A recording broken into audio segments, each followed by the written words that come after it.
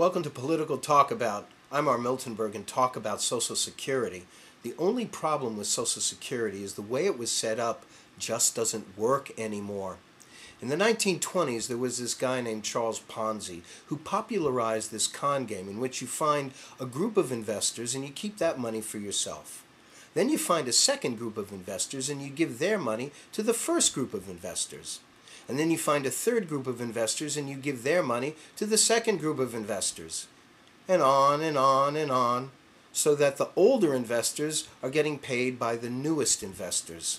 And this works, so long as you have endless investors. And that's basically what Bernie Madoff did, until he ran out of investors. And to start Social Security in 1935, that's what the federal government did. And it obviously made sense then. But still, to this day, every penny you pay in doesn't go into an account with your name on it. It goes directly to today's Social Security recipients. So you and I are paying for our parents' and grandparents' benefits right now. And that's fine. They deserve that. They're entitled to get out what they put in. The only problem is the younger generation has less people in it. So whatever they're putting into it will not cover our benefits.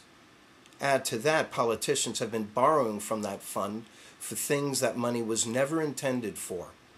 And any time anyone, anywhere, ever tries to fix it, politicians and lobbyists start running around screaming about Granny being thrown off a cliff and the big bad boogeymen coming to take Social Security away.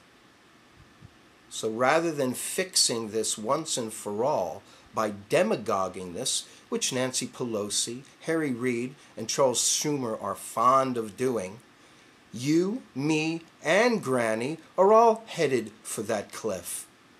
Except probably Pelosi and all her pals are packing parachutes. Until next time, I'm R. Miltonberg. You've been watching Political Talkabout. Now go talk about that.